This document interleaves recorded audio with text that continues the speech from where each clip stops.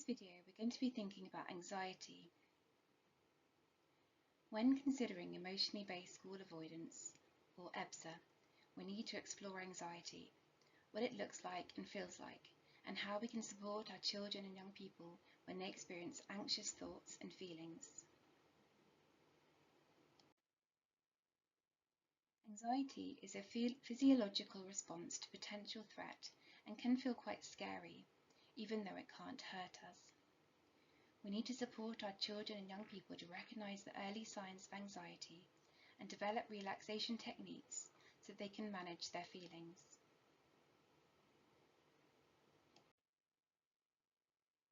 A little anxiety or stress can be a helpful thing, as it motivates us to do the things we need to do, such as work, make a phone call, book an appointment, prepare for an upcoming exam. We actually perform better when we're experiencing some challenge, as it makes us more alert and task-focused. However, when the challenge outweighs our coping and the anxiety builds to the point when we're feeling overwhelmed, this gets in the way of our thinking and our ability to reason and cope with the challenges that life throws at us. This is a cumulative effect, and it can then take just one stressor to tip us over the edge to the point where we feel overwhelmed and unable to cope. One analogy is often used is the stress bucket. The bucket is our individual capacity to cope with stressors. Every individual will have different stresses that are impacting on them, some more than others. The analogy is useful as it shows that different stresses all add together and can lead to someone feeling overwhelmed, and this is when their bucket overflows. We can all think of people as having different sized buckets. Some of us will get overwhelmed by things much more quickly than others.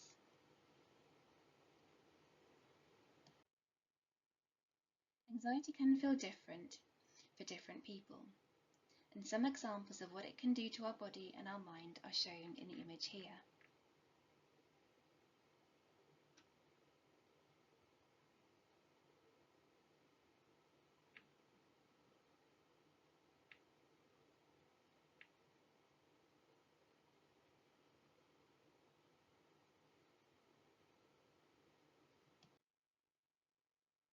Anxiety can make people behave in different ways.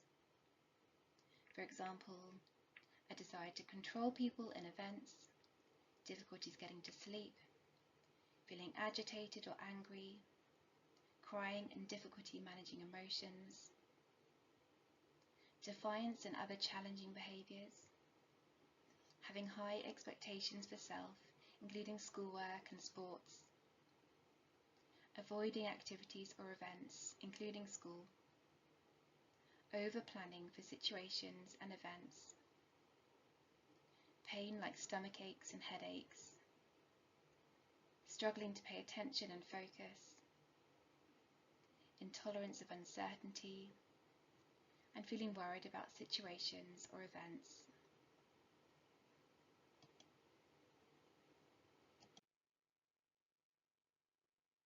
The cycle of avoidance. The most common way of managing anxiety is avoidance. When we avoid the anxious situation, we get relief.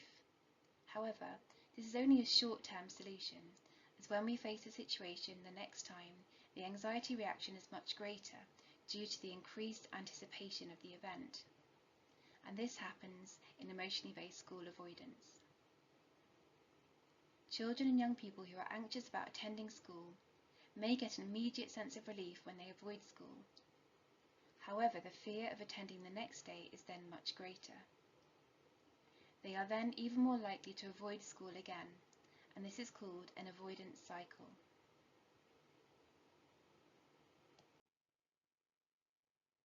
You can see in the image below an example of how the avoidance cycle may increase anxiety. So the child or young person thinks about school. They feel worried. They escape the feeling of worry by avoiding school. In the long term, they feel unable to cope with the worry of school. They have not learned how to cope, and they have become comfortable with avoiding.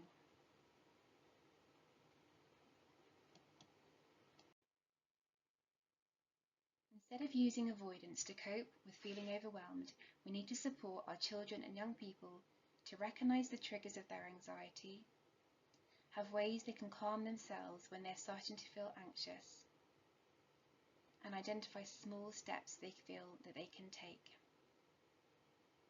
This will then help them deal with stressful situations throughout life and not become overwhelmed or avoid the things that they find challenging.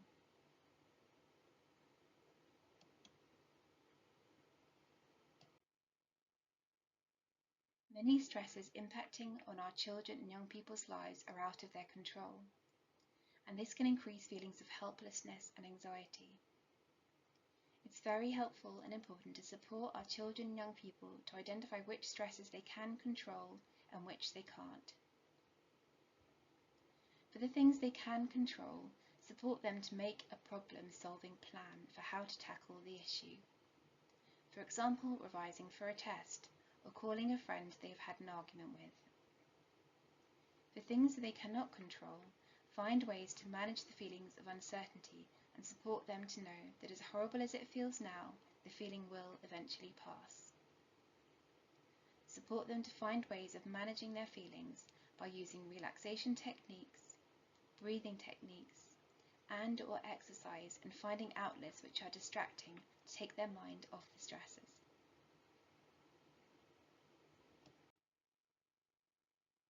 Below is a visual called the worry tree to support children and young people to identify if an anxious thought is within their control or not.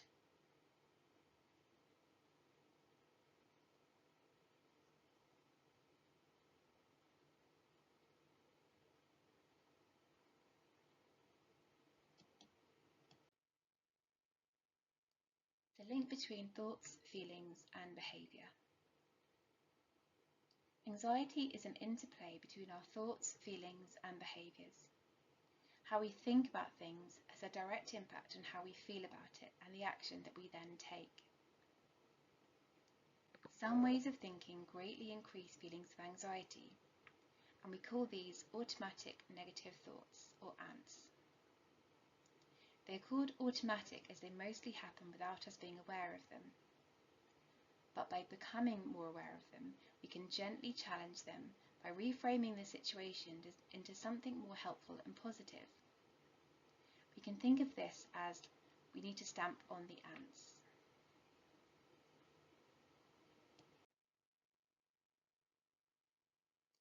Some examples of how we can question and challenge those negative automatic thoughts, or ants. What evidence is there? How would someone else see this? What advice would I give to someone else in this situation? Is this a fact or just my opinion? Is this thought helpful? Is there another way of looking at this? Can we come up with some more realistic and optimistic thoughts?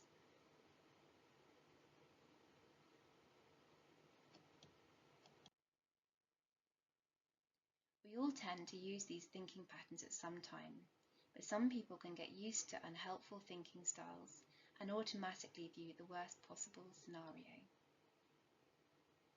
It is worth examining our own thinking styles and those of our children and young people to see if we notice any unhelpful habits, as this can have a direct impact on how we view and feel about situations.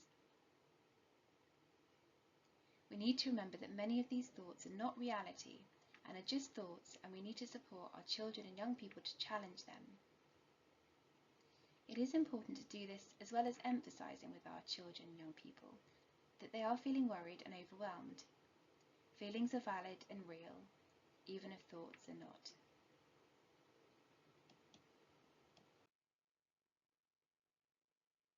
Some examples of negative thinking patterns might include having quite an all or nothing thinking pattern. For example, everything has to be perfect or else it's a failure. Negative self-labelling. I got that question wrong, so I'm stupid. Catastrophizing. I got a B+ on the test, I'll probably be held back a grade. Minimizing. I scored the game-winning goal, but anyone could have done it. Jumping to conclusions. No one is looking at me, they must hate my new shirt. It's when we can notice that we're having these negative thinking patterns is when we can start to think about ways to challenge some of those patterns.